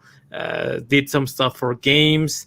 Did some sort of stuff from comics. So I also did some kid stuff. So I kind of and as I told you at the beginning of the stream, I'm very reluctant to go to very realistic style because for me it's super boring. Like Brian Hitch from the Ultimates, I remember. I remember loving the story, but being bored to tears with the artwork because for me it was like, if you want to go super realistic, you might as well just take a photo of it and just save some grief. But I know that's my personal preference. But I do love comic style and something more like realistic, kind of like Ethan's work and Travis Charest. They have a flair of style there, which doesn't make them really 100% realistic, right? But they've got a lot of energy in their style, which allows them to purposefully, let's say if you used Ethan as an example, let's say Cyberfrog is jumping toward the reader. Ethan's style allows him to purposefully distort proportions a little bit in order to imply action and movement. Yeah, for sure. It has a soul, so that's what I love about it. And Brian Hitch, I respect his work, but for me, it doesn't have a soul. I don't see movement on his work, but I can appreciate the draftman, draftman skill. It's just not for me. His draftsmanship, technical skill. Yeah, he's awesome, but I started growing on his style because of the Ultimates run, and by the end, it didn't matter. I wasn't like super. I wasn't like super distracted by the artwork. But a question for Amanda B. A question for Jose. All ages. Is this book all ages? Yeah, this is kind of like maybe from 20. For a 12 to upwards. Kind of story. It's gonna have eldritch gods and all this kind of crazy stuff, but the way I envision this is kind of like shonen manga. Shonen manga, it's for a demographic for kind of like young for young kids, for people from the ages from 11 to upwards. So for the youth, and it's not gonna be that gory. It's gonna have fights and stuff. And I should get to the pitch. So Lumina Vhox. Before you do that, let me just say that speaking on behalf of parents, because I myself have kids, a lot of times when we're looking at age recommendations, we're concerned with one or more of four things. Now, one of them would be kind of thematic material, which I think you just addressed. Then there would be nudity and or sex, language, profanity, and gore. So I think you also touched on it's not going to be a gory book, right? No, it's not going to be a gory book at all. And then how about profanity or nudity, anything like that? Nothing like that. So, Lumina Vhox. Go ahead. Sorry. Don't worry. Thanks, Lumina Vhox is the story about Mia, and Mia. The story begins when there's this strange cabal in the universe that is trying to put eldritch gods into people so they can come into the physical plane, kind of like a xenomorph from Alien. So what happens is that something goes wrong in the ritual when they are trying to put this eldritch god inside of Mia, and it destroys the whole planet, and the eldritch god gets put inside of her, and it swallows the souls of everyone of her family and all of her loved ones, right? But the thing is that it ends up in this really weird situation where her physical body, in the physical world, she is still a little kid, but she has she's being controlled by these eldritch powers, right? So in the beginning of the book, you will see the perspective from kind of like inside of her. She can see and interact with the eldritch god, kind of like in this within her soul or something like that. And there's some places where she can go when she can take a peek of the physical events going outside of her. She can see her own body, but she cannot control it. But yep. So the thing is that the eldritch god is trying to go around destroying planets, swallowing souls in order to gain its physical, his physical form in the physical universe. But every time it destroys a planet, it swallows the souls of these living beings.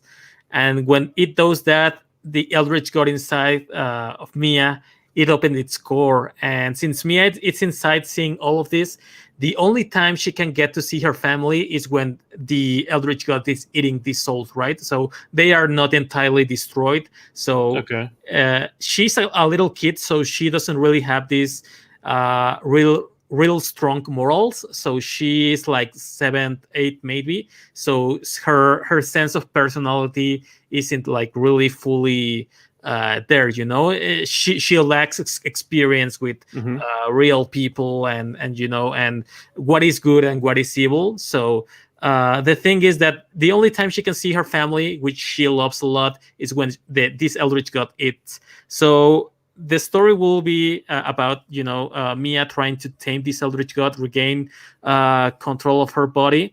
But once she kind of does that, there's this moral dilemma within Mia that she is really desperate. She's a kid. She's really desperate to see her family. So and she has these powers. So she kind of wants to destroy planets just to see her family, just to cure her loneliness, because a kid, she's very impulsive, and she's not thinking critically about the consequences of her actions. She just wants to get what she wants. Exactly. So she's a little bit selfish, and she's a little bit unaware of what happens in the universe, the consequence of her actions. But the other thing is that if she swallows a lot of souls, the eldritch god inside of her, growing inside of her, will just she's kind of like a time bomb in which when she reaches a certain level to bring of energy to bring this god to life, when it comes to life, it will kill every soul within the god itself and Mia herself. So that's gonna be a fun dynamic to work with. So there's drama and tension, and it sounds like the tension will escalate since she's sort of on a timer. Is that correct? Yeah. Okay. Cool. And so in volume 1, how far along her story arc will we see or we'll go with her? Okay, so I'm trying to do kind of this merger between manga and comics. For me, manga, it's not just the style; it's telling an epic story on, spending time with the characters. Within a linear story until you get to a final point, and there's no you have to pick issue 1 to read in order to read 2 and 3, and it's not just like Sunday cartoons where you can just pop in whatever. No, this has continuity, but I know I cannot go as long as a manga because they do 20 pages weekly in sometimes, and I mean I can do that rate with my speed, but Lumina Vhox is it's gonna be kind of like maybe a 7 arc of 7 arcs until its completion, and every volume I'm calling them volumes, but every 3 issues will be an arc. So this is first issue, there's going to be a second issue and a third issue, and that will complete the first arc. And the first arc is going to be the origin of Mia and how she gets to tame this eldritch god inside of her, and how she comes in contact with one of the guys, one of the god killers of the universe. If you're familiar with Warhammer 40k, there's some guys called the Primarchs. So I have like 20 super powerful space marines, kind of like space marines, genetically engineered soldiers that are able to fight with the gods. So these you're speaking the language of Billy Basco and Leroy. They're Warhammer 40k nerds. I really love 40k a lot. So imagine there's gonna be a lot of like chaos stuff going on, and the Primarchs. There's gonna be 20 of these guys as the Primarchs, and this guy is he's the 19th member of the Abyssal Hunter Society, and these guys are the god killers. They are protecting the universe, all the sentient life in the universe. They are the protectors of it. So this guy right here, the guy in the armor, it's called Dick Snoof, and that's 19 on French. And Dick Snoof is the 19th member of that society. And in the first volume, he comes into contact with Mia, but he's torn because he is trying to protect all life in the universe. But Mia, it's both a living being, but she has an eldritch god inside of her. So he has this dilemma whether letting her live or die. So what it comes from it is that he kind of takes this mentor role for Mia, in which he's trying to teach her how to use her powers, and maybe find out about this. Mia is kind of what I call them. She's a Lumina. A Lumina, it's kind of this being which is both a living being, a living sentient being, but also has an eldritch god inside of her, because the rituals usually result in the eldritch god popping straight up, right? But in the cases of Mia and other Luminas, they are kind of this ticking time bomb. So they are torn. The Abyssal Hunter Society are torn on killing the Luminas because they are living beings. So she's like Raven. She's kind of like Raven or Naruto, if you're into that, with the god inside of her. So it comes down to this relationship where Dick Snoof is the mentor of Mia and trying to teach her how to use her powers for good, and trying to discover why are Luminas even being into existence. Why this strange occurrence of hatching gods didn't go well. So it's Luminas are a mystery, and he's trying to look more into that. But the thing is that if Mia loses control and she goes full eldritch god, Dick Snoof will get back at her and kill her on the spot. So she's got problems internally with this eldritch god that's taken over, but she's also got problems externally as well. So there's our protagonist Mia, and then there's this antagonist that she has to deal with, this eldritch god. But then there's also this D Snoof and Primarch and so on, that might be a a support protagonist or maybe an antagonist? We'll have to find out. Yes. Okay, great. So for your campaign, if people haven't seen it before, it seems pretty straightforward. You've got a digital. Well, your feature tier has the book along with some PDFs, and it looks like you get a bonus comic here. You get 3 comics on the 50 $50 tier. You get Lumina Vhox, which will be 80 pages. If we reach our stretch goal, I might up the page count up to 120 or maybe 100, depending on how far we reach. You'll get the PDF for reading it whenever you can. There is another book in the half of the image called Egoísta. That means selfish in Spanish. So that's a book I made like in 2013. I won a contest here in Mexico of comics. The judge was Leah Moore, the daughter of Alan Moore.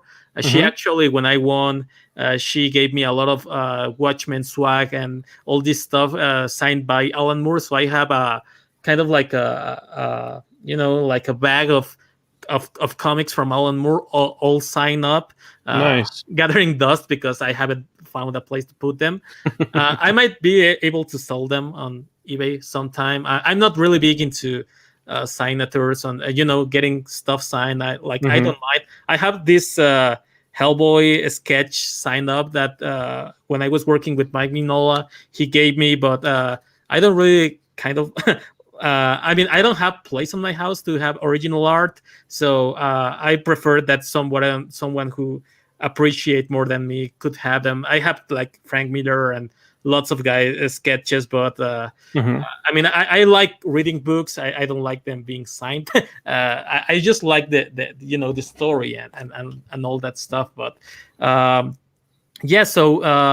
Egoísta was printed for a contest in Mexico. So the printed version, it's in Spanish.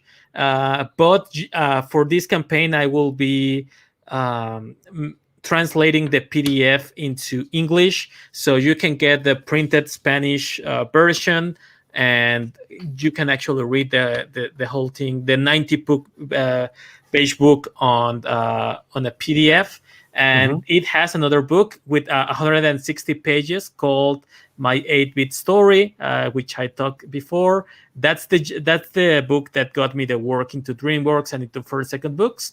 So I have some limited quantity printed out of them. So I will be giving them as a bundle in this campaign. So that's already printed.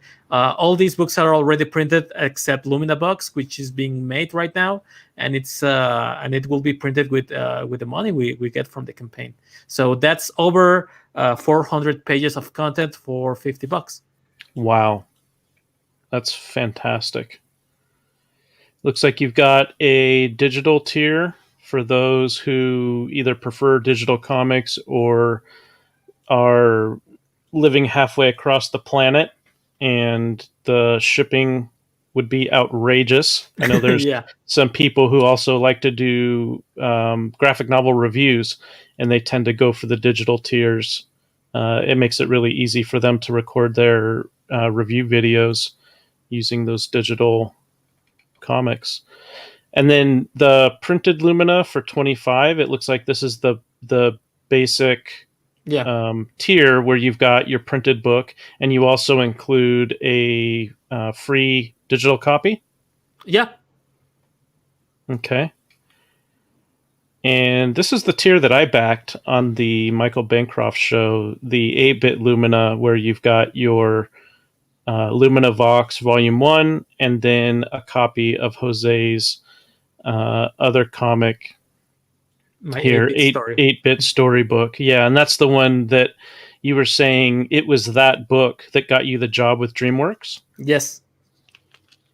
Yeah, I'm looking forward to reading that. Yeah, it's really cool. Yeah, I try to put them. My campaign is very lean. I had like 4 books. The other tier actually got sold out on the very first day. It had 4 books. It had Lumina Vhox, my 8-bit story, Egoista, and it had another one called Trucus Maximus. That was a 280-page book. That was the book I made for first, second books. You can still get those on Amazon. The only difference is that when the book was printed, they sent me like 50 copies of it. I sold tons of them, but I only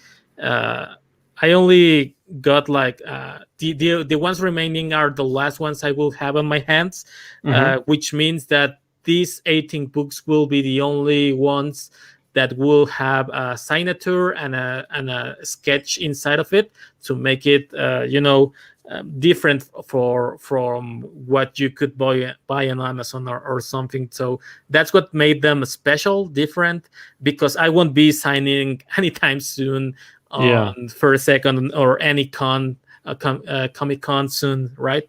Right. So that tier was over 600 pages of content for $70. That's fantastic value. I'm trying to everyone to make the more bang for their buck, Yeah,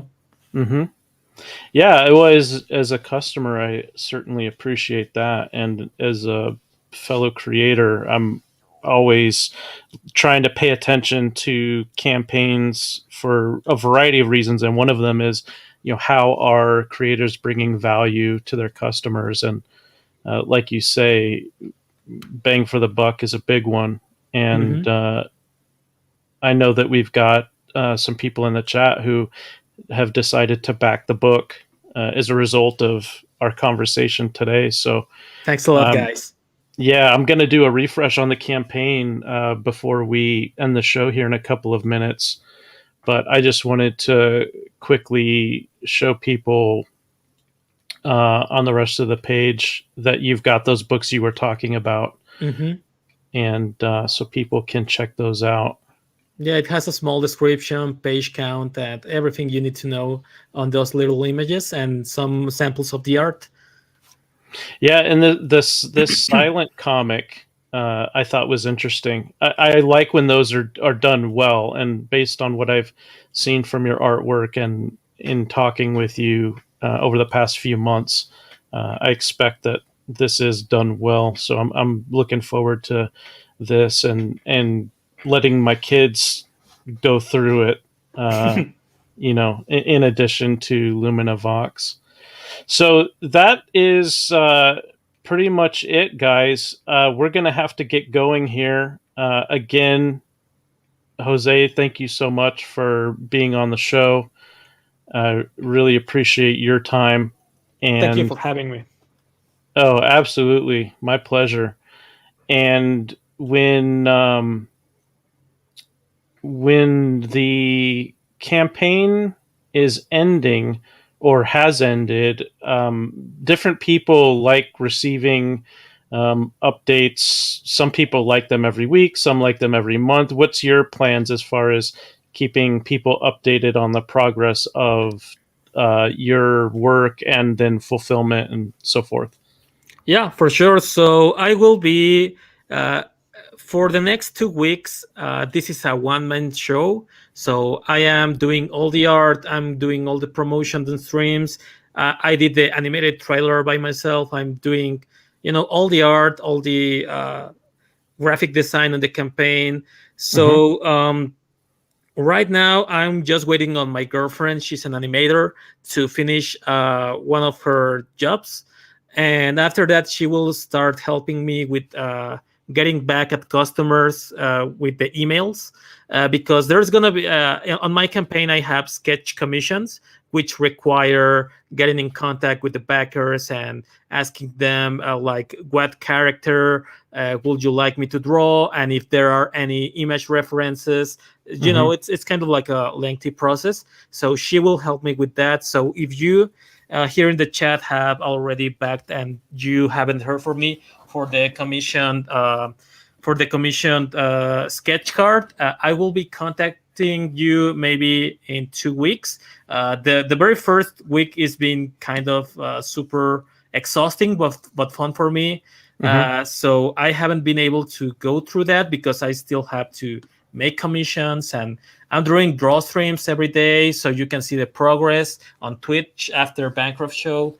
So I will be updating every Monday. I will be doing sketch cards for the Lumina Vhox rewards and even commissions.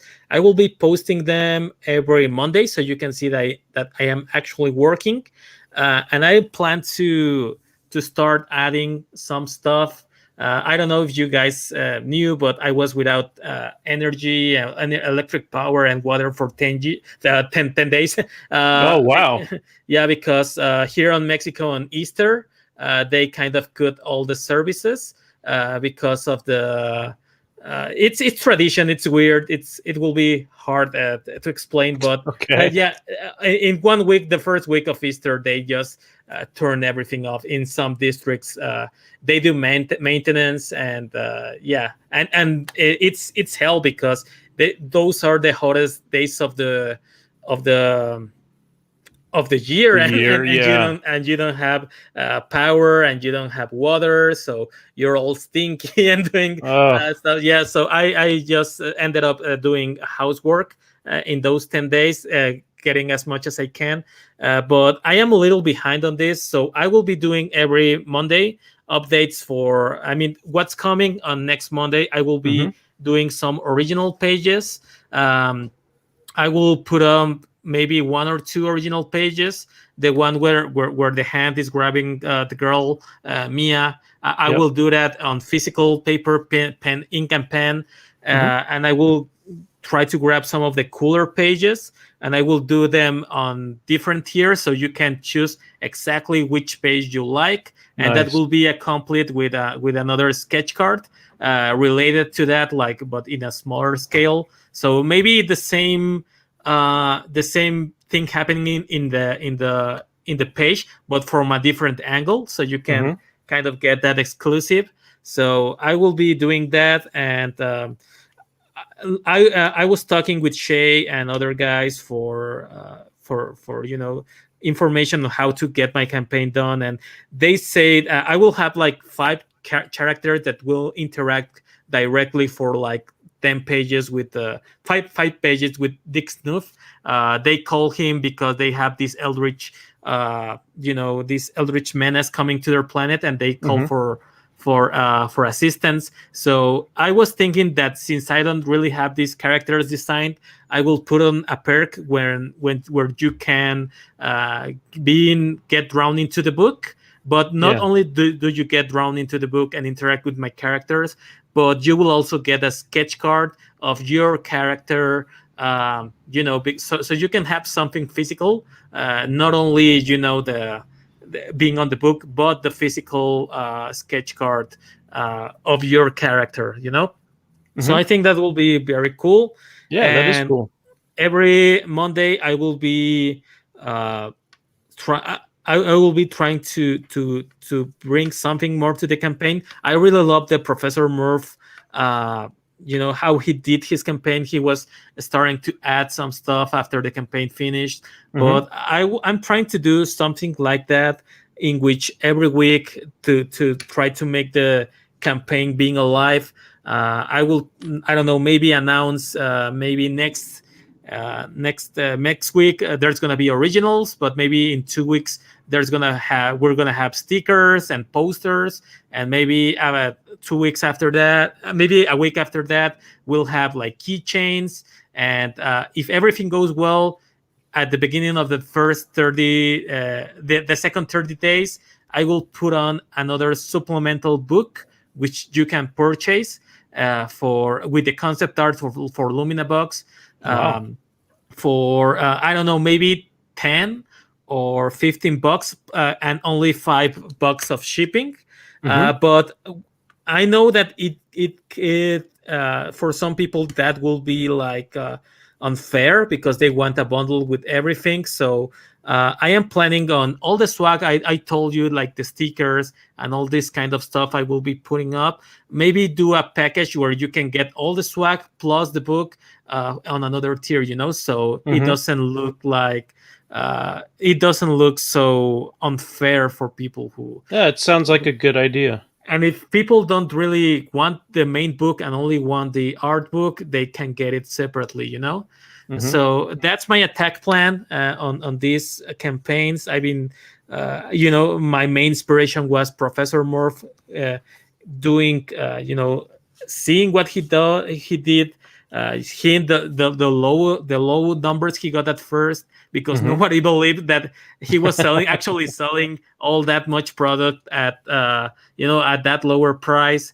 Right. So I plan to after he does that, his backer count is crazy. So I think that he's a very big inspiration for me on doing that, on the way I'm doing my campaign. So I will try to do it as fairly as possible. And as for shipping, I have family on Texas, so what I'm going to do is that I'm going to print here in Mexico, so I can get everything signed.